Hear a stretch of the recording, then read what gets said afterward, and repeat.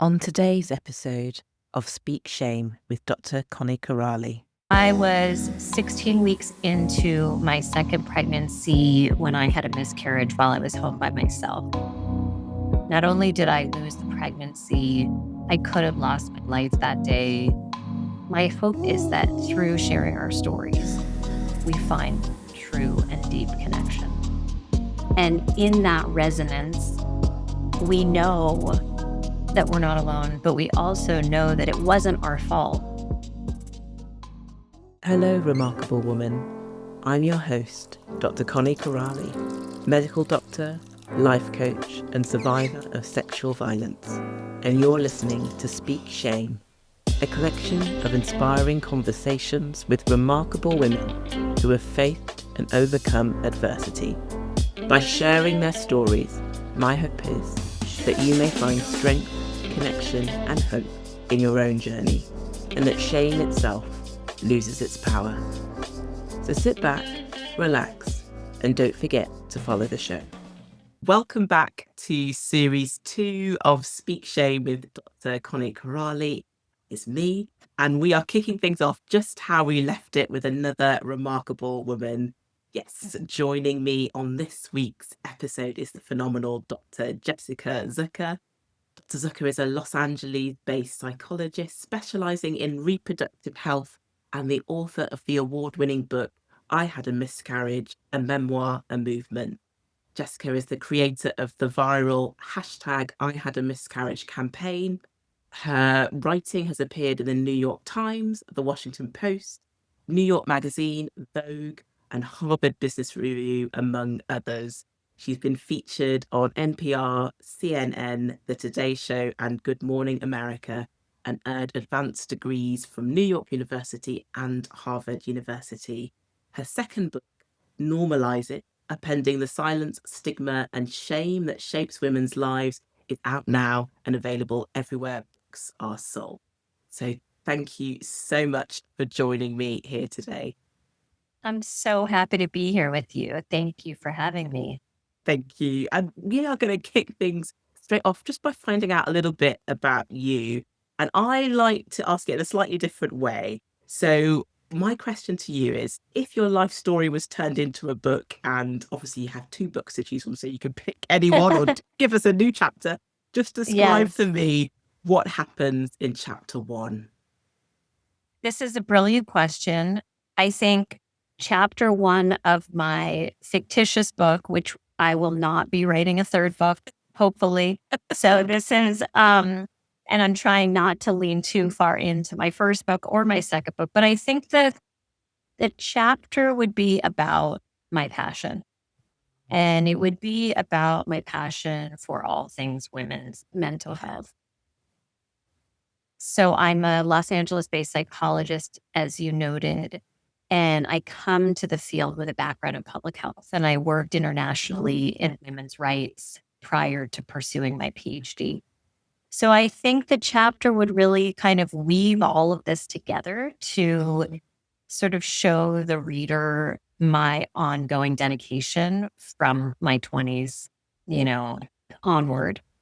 And just how sort of important I feel it is that women take up the space, that women feel entitled to share their stories. Because when they're untold, as you know, they can morph into shame. They can make us feel like something is wrong with us, that we're somehow bad, that we have had a hand in outcomes in our lives that we don't feel good about or are sad about, So I think that the chapter would be about the fact that, sort of unbeknownst to me, I've dedicated my entire adult life to eradicating the silence, the stigma, and the shame. Yeah. Thank you. And I love that introduction to your passion and to the work that you've done. And that leads me on as well to the viral campaign that you had, hashtag I Had a Miscarriage, which is also your social media handle. And just talk me through the idea and why you decided to start this campaign. Sure. So I was 16 weeks into my second pregnancy when I had a miscarriage while I was home by myself. I had already been specializing in women's reproductive and maternal mental health. And so I had been sitting across from women and families for years before undergoing this experience firsthand. My situation, and maybe from your experience, maybe you've heard more of this. I had not. My experience was so outside of what I had heard about. I was home by myself.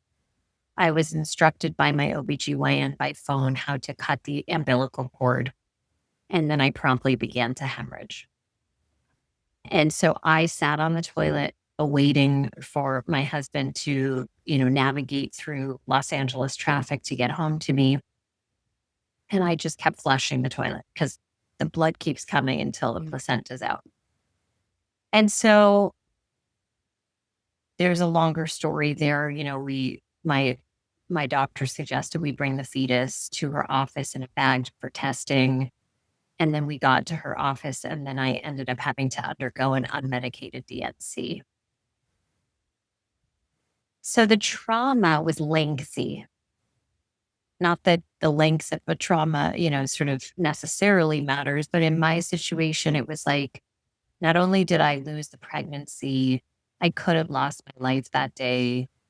And then I sort of had to undergo this thing that was so physically uncomfortable and horrifying.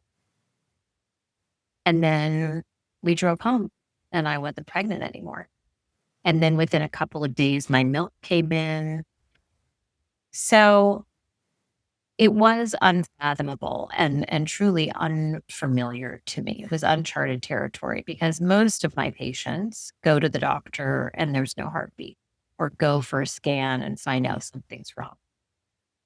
Or, start to spot, which I did start to spot. But even then, I went to my doctor and everything looked perfect. So it was it was befuddling. So then I turned to the research. And the research shows that a majority of women are somehow blaming themselves, feeling a sense of guilt, shame, and even body hatred in the aftermath of loss. And that just about broke my heart further. I lost my mind.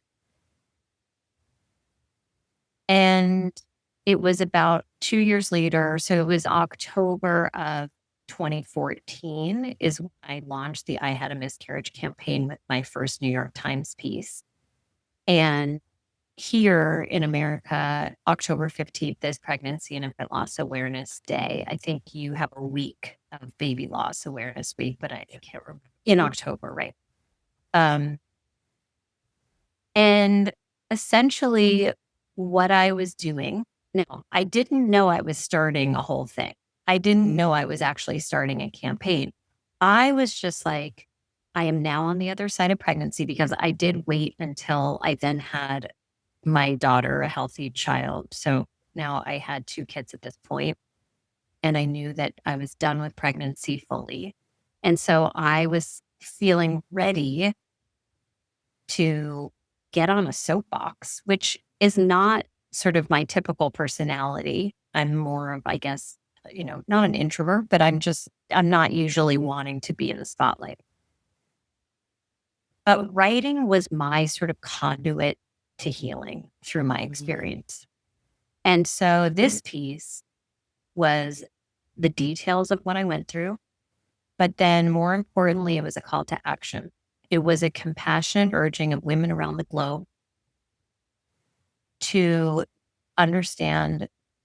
And we all know that we're not alone, right? We know the statistics, 1 in 4 pregnancies results of miscarriage. We know it, but I wanted people to feel it, not just know it, right? Because you can hear, oh, you're not alone. And maybe it makes you feel better temporarily. But I think that it's in the communing with other women that we actually feel that when you're swapping stories and when you're feeling like this emotional intimacy around something so horrifying, you don't feel alone. You feel like, I feel seen, I feel heard, I feel acknowledged.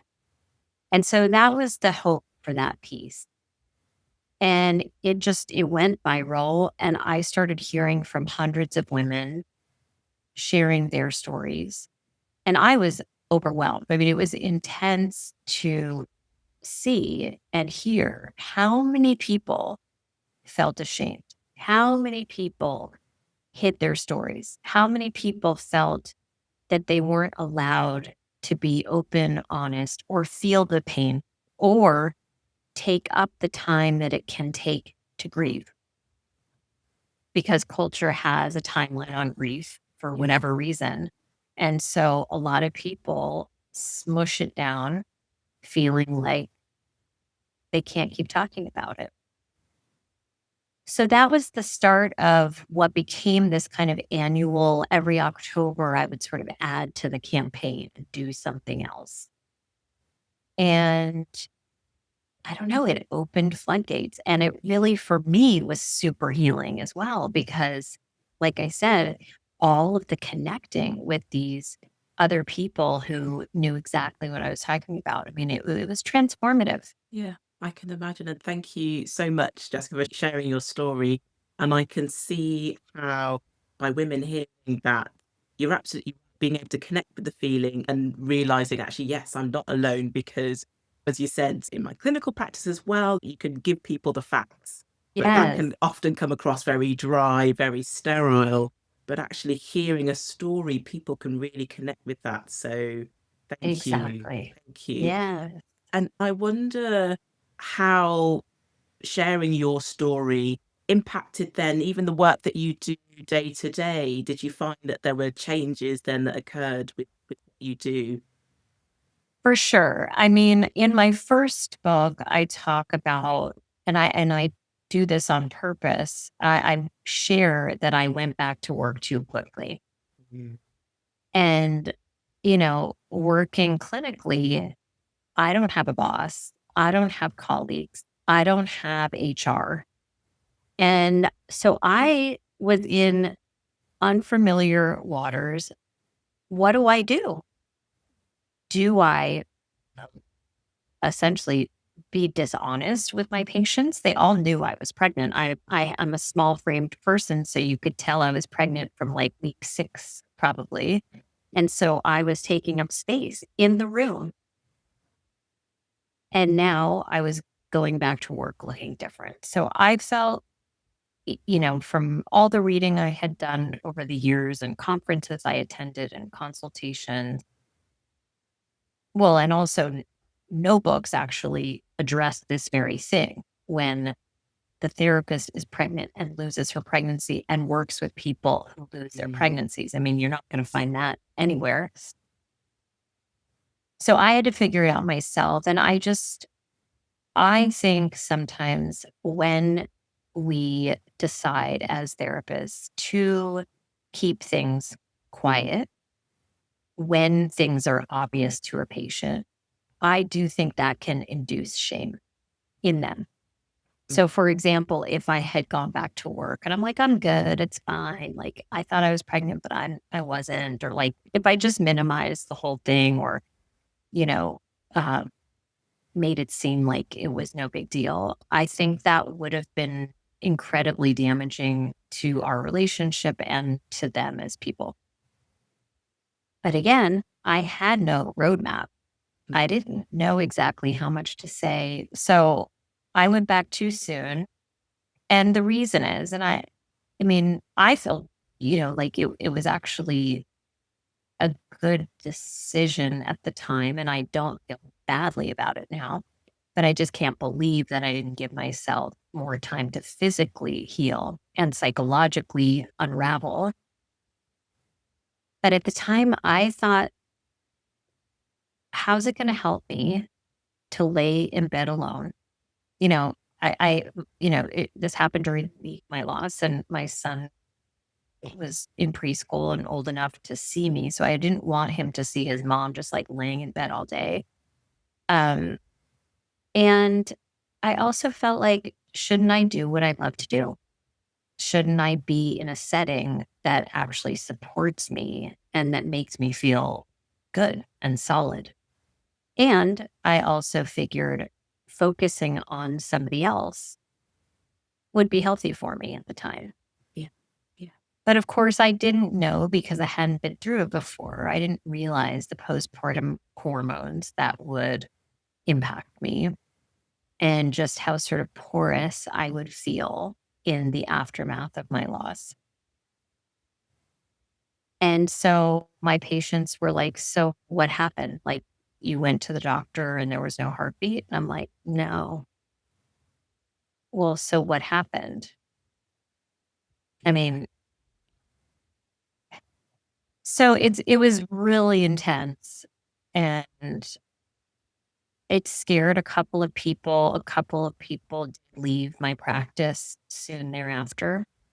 I say, and one of them actually said, "If this can happen to you, does that mean it can happen to me?" Like there was this kind of infectious quality about miscarriage, and she was worried that she could catch it. And even though that's magical thinking, I mean, unfortunately, like I wasn't gonna try to talk her out of it. I understood why it scared her so much.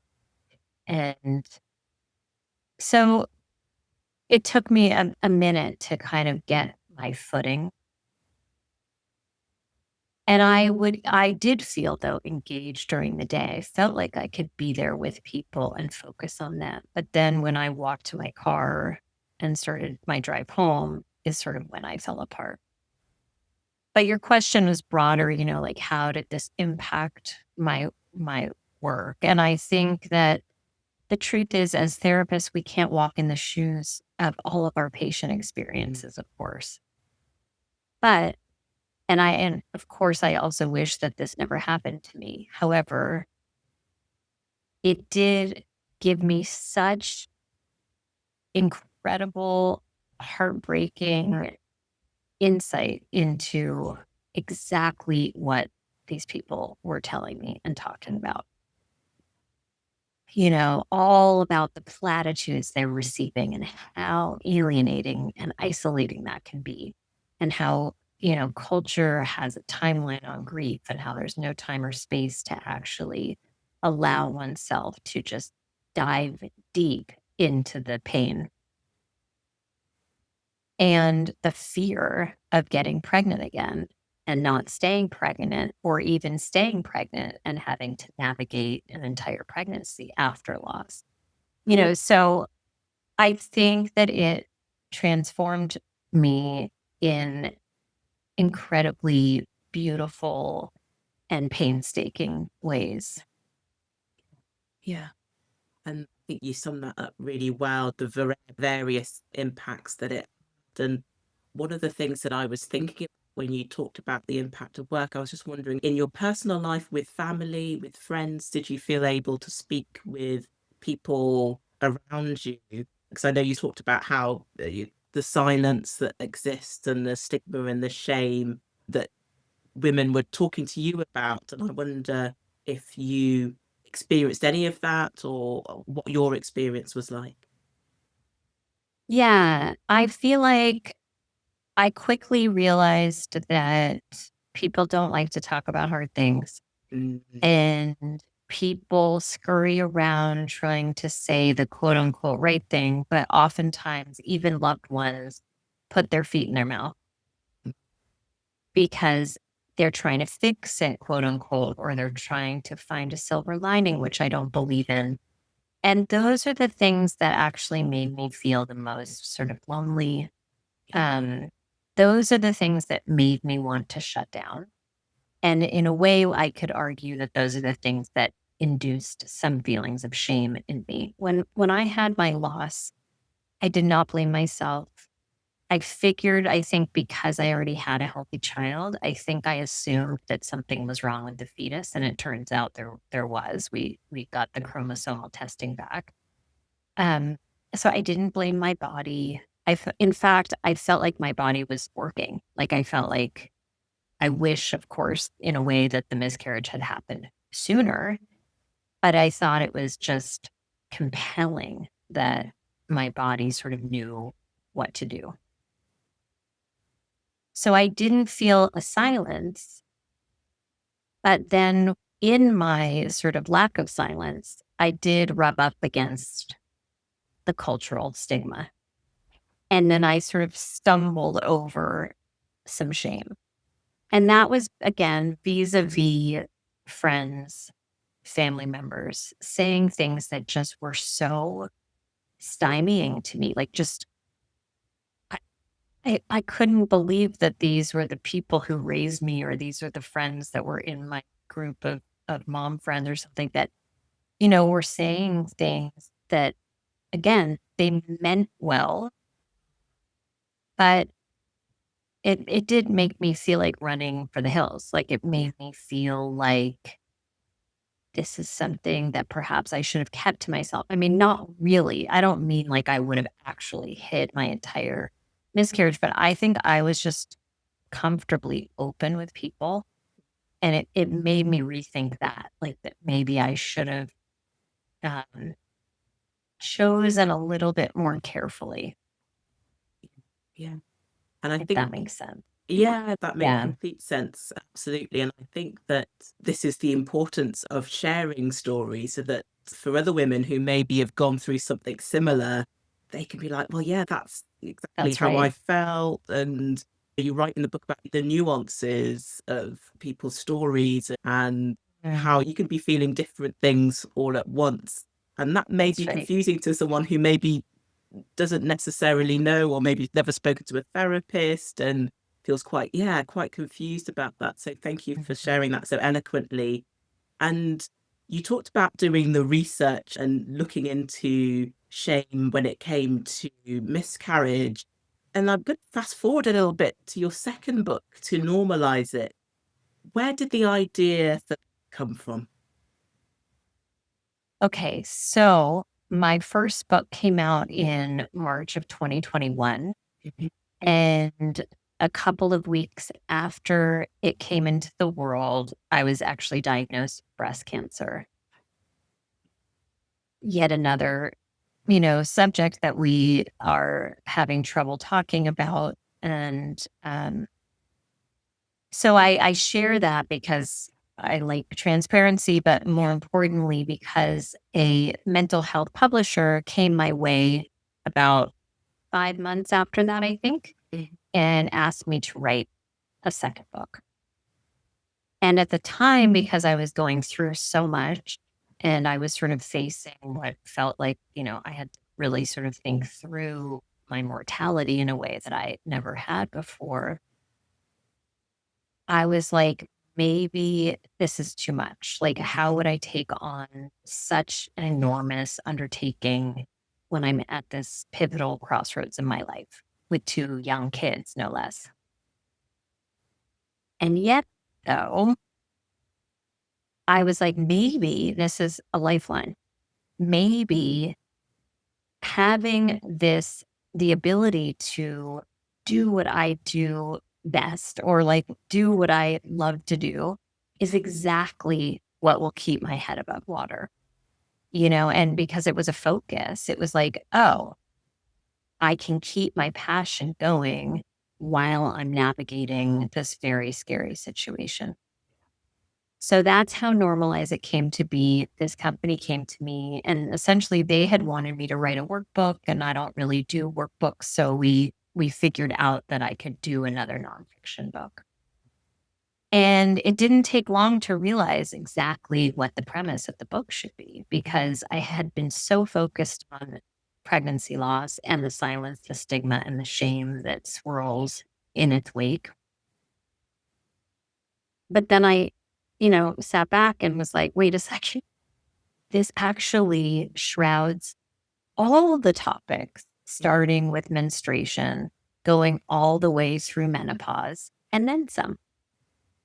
So it was very clear to me. And the publisher also did want sort of a wider book. And, you know, that was exciting to me because it allowed me to dip into the research on so many different topics. It was also incredibly, disheartening to see the statistics on so many things that women face and how truncated the discussions are. It's like, wow. So the book, I think some people think that the book is miscarriage, and it isn't. The book opens with my miscarriage story. The preface is that because what I'm trying to show the reader is if we want to replace silence with storytelling, which is really the goal of this book, I'm going to show you how I did it in real time, And then chapter 1 dives into the research around girls and, adolescent development. And, as you know, it takes on sort of all the topics, friendships and intimacy and body image and motherhood, opting not to become a mother, abortion, pregnancy challenges, and so on. Yeah, and I love the book and how it combines storytelling with the research. And you know what? I read it from cover to cover, and you can really just relate to different parts in your life. And sometimes you just think, oh, I didn't even realize that was shame. And that's the thing about it, is that maybe you don't name it as shame. Yes, But exactly. actually, when you read the book and you see the story, then you think, gosh, yeah, that's the same thing that happened to me. Yeah. Yeah. Right. And that it's so wonderful to hear that. I mean, not wonderful that you felt shame, but just that I think there's resonance for everyone. Yes. You don't have to have been through that exact thing, but there are these nuggets throughout that I think we can all relate to on some level. Yeah. Absolutely. Absolutely. So yes, for people who haven't read it yet, please do get yourself a copy, because I think everyone can benefit from reading this. And I wonder then, what advice do you either give to your patients, or would you give to listeners in general who are facing shame? Because for so many people, they might struggle with being vulnerable. Silence, my own story of surviving sexual violence, silence just seemed like a better option for several years.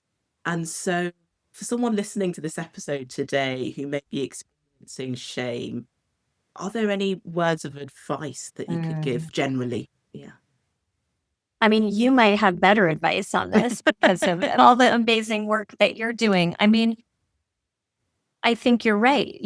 I think respecting where people are in their trauma or their tragedy is incredibly valuable and vital, because I could just sit here and easily say, like, just shout it from rooftops, like, your story matters, and I think that's the problem with these slogans these days. You're not alone, like, talk about mental health, and I think that it all is for the good of society. But we have to make space for especially the immediate aftermath of these traumas. As you said, silence might be the safer way, right? So, but my fear is that if silence goes on so long, it can envelop us and it can really sort of isolate us from community. And so I'm hoping that the antidote to isolation, since we have sort of this loneliness epidemic, at least here, and we're, navigating a mental health crisis as well. My hope is that through sharing our stories, we find true and deep connection. And in that resonance, we know that we're not alone, but we also know that it wasn't our fault, and sort of can remove ourselves from that litany, that way of thinking that I don't know that men do to themselves. That's a whole other, podcast, but it's like, we do what did I do wrong? Was I wearing the wrong thing? Did I eat the wrong thing? Did I exercise too much that morning, for the miscarriage? But like for sexual violence, like, why did I walk down that street? Like, how did I not know that he was a red flag? Just like, wow. Okay. So we're so busy blaming ourselves. And I'm not sure Why? I think in part it helps stave off grief because we've been taught from the get-go to have control, and that if we try really hard in our lives, we can achieve anything. And it's like, well, okay, but what about sort of achieving, for lack of a better way of putting it, grief? What about sitting in? What about leaning into pain, anguish, outrage, anger when something unfathomable happens to us and changes the course of our lives? There's got to be space for that. And so blaming ourselves, I think, is a way to bypass the pain because we're saying, oh, I'll do it differently next time. If I hadn't done this or that, it wouldn't have happened to begin with. And then somehow it gives me a feeling of control or empowerment. Yeah. And I don't know if that behooves us, Yeah. And I think that's so common that there's that discomfort with quote unquote negative emotions or sitting with negative emotions. Like, Yes, how can I avoid this? What's exactly. going to be maybe a quick fix or something along those lines. And like you mentioned earlier, when you're sharing your story with people and people try and find the silver lining, the positive with it, that discomfort that people have receiving difficult news. And, speaking of from my own experience, I think being in therapy for 3 years for me was life changing. And so having that space That's to be right. able to open up really made the world of difference. And I'm sure you see it with your own patients. And that's something that came across in the book as well. Yeah. Were you a therapist already? So background is in general practice, so family medicine. And then I started doing coaching and hypnotherapy, but I hadn't had any previous. In fact, interestingly, I thought to myself after it happened, I don't need therapy. I'm fine. It was that sort of thing, even though I'd sent several patients and Exactly. referred them before. And for me, it was just like, I could just read a self-help book and I'll be okay. But yeah, absolutely. It's that realization sort of dawned on me when I went that actually I couldn't do it alone. Yeah. And so and then you went public with your story? I mean, here you are. Yeah, yes. And what's that been like for you? Yeah. So for me, it's been a 9-year journey. I was raped in the summer of 2015. I decided at the time after it happened that the best solution was to keep quiet for various reasons. I didn't want to let my family down. I blamed myself. All of the things that you talked about was somehow my fault. Yeah. And so I was silent all the way through to September 2018. And the reason that I then decided that I would go to the police was because I heard Dr. Christine Blasey Ford's testimony. And I think you write about it in the book. Yes. And Dr. Christine Blasey Ford, for the listeners who may not know, basically testified in front of the Supreme Court Judiciary Committee back in September 2018 when Brett Kavanaugh was a then nominee. It might not be the most accurate quote that I'm going to give you, but she said something along the lines of, I don't want to be here today. I'm terrified, but it's my civic duty to tell you what happened to me. And that connected with me because I thought, actually, I could prevent this from happening to others. So it was never about getting justice for myself or, feeling like I was worthy of having that justice. It was about helping others. But certainly once I'd spoken to the police and they were sort of the first person in a way that I'd told, everything sort of started to fall apart. And I was really trying to contain these emotions that I'd buried for so many years. But you probably know, you've seen, they just find their way out. And Exactly. There's no way around it. Yeah. that's it. And like I was saying, I didn't recognize at the time it was shame. It took me a while to realize that's what it was. And so this is why I absolutely love this book, because I think that it's so important for people just to see maybe areas in their life that potentially they don't realize Yes. they're experiencing shame, but also just to connect with these stories, and again, realizing they're not alone. Well, and also what you just said, people who don't think therapy is for them eventually maybe Mm. realizing that, you know what? Let me just give it a go. I can just try it. It doesn't mean I have to stick with it. But I think dipping one's toe in that water and, finding out that it can be incredibly powerful, transformative, healing, helpful. I mean, that is a game changer. Yeah, yeah, absolutely. And I think it goes back to also talking about stigma, because I think sometimes Mhm. that to say that, oh, I'm having therapy, even that Exactly. Yes, was, is I was stigmatized. Yeah. stigmatized, and I was just like, I'm just going to keep that quiet for however long. And then when it starts coming out as well, you almost sometimes feel like, is there something wrong with me that I couldn't sort Mhm. this out myself? Honestly, Right. yeah, it was life changing for me. Yeah. Wow, that's incredible. And then from there, did you start to share with other people in your life? Yeah. So therapy actually is what enabled me to start being vulnerable. And I didn't realize I had this issue with not being able to be vulnerable with people. But Mhm. yeah, little by little, I told one friend actually, and he was the one that suggested actually that I go and see a therapist. And it took a bit of time to find the right person. Yes. But once I'd started the therapy, it's interesting because the first few sessions, we talked about the rape and the impact that it had on me and the fact that I was unable to talk to anyone about it. And then little by little, I was able to start telling friends, family, and it was like a weight was lifted. Every Oh, time yeah. it was literally just like I could breathe. That's how it felt. Wow. And I mean, it seems like then you knew that it wasn't fault of your own. Yes, yes, Yeah. yes, exactly, Yeah. exactly. And so it took me 3 years of having therapy, and then I reached a point when I felt like, "Okay, well, I've told my family, well, I told my mum and my sister, I told the friends that I wanted to tell. I didn't Yeah. feel like I needed to tell anyone else." And it was years later that, I think so in I think in America, there's a similar show, Dancing with the Stars. In the UK, it's called Uh-huh. Strictly Come Dancing.